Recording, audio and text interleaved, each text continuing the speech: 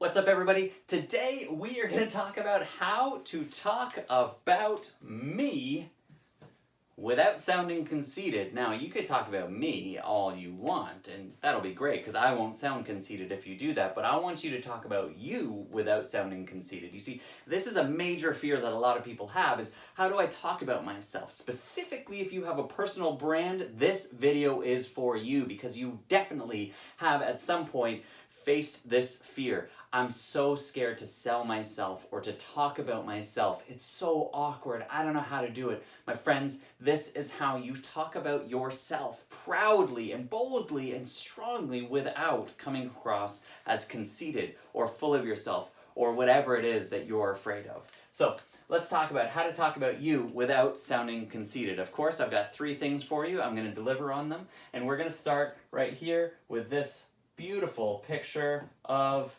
some sort of human.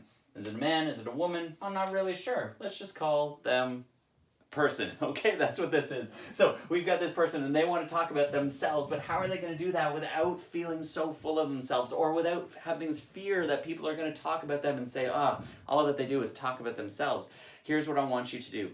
I want you to start by telling stories. So stories obviously are something that I'm so huge on, but here's how they play to your advantage in this scenario.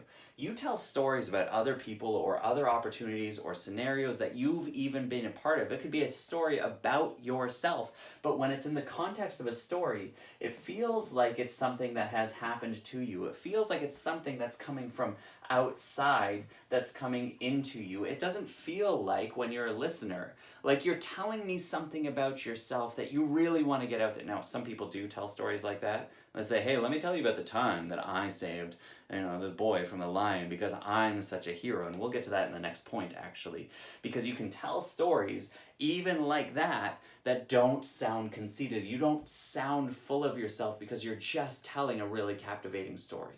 And especially if you're telling stories about clients that you've worked with, people that you've helped, you tell their story and you're actually talking about how you've helped them, but you're telling about them to the audience. It sounds like you're really celebrating them up. You're lifting them up, which you are, because you care about them and you really love that opportunity that happened and how you have celebrated with them.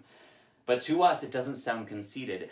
We're getting a better version of you through you telling stories about other people that you've worked with. Does that make sense? So tell stories about other people and it really helps the audience get to know you without hearing all the time about how you're such a hero, you're amazing. And that's a huge part. Don't always make yourself the hero in your stories. Tell stories about your failures, you're going to skyrocket even higher. You're talking about yourself, but you're knocking yourself down at the same time. We love that crap. That is so authentic. We eat that up. So tell stories about other people, about yourself failing. You're in for it. Use I less. All right? So this is the thing. We start out using comments or talking about ourselves, and really you're just so focused on I.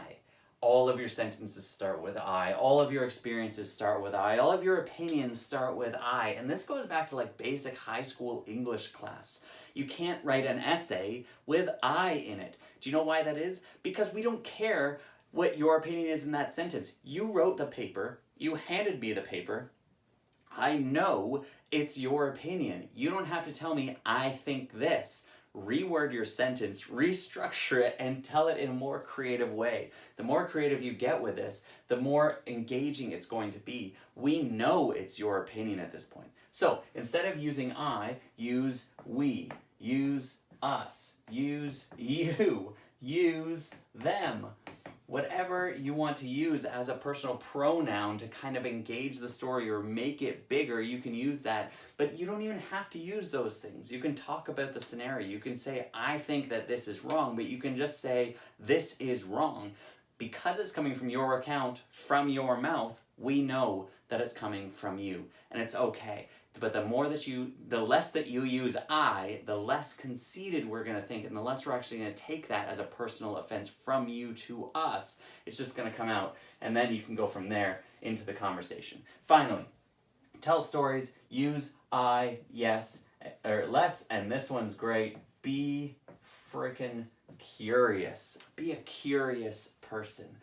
Ask questions a lot. Because here's the thing, you might not think that this helps you talk about you, but it really does. When you ask questions to somebody, they love it because they want to talk about themselves or they want to share what knowledge they have. You ask questions out there, people eat that stuff up. And here's the thing, you ask questions about stuff that you're actually interested in learning about, it tells us so much about you.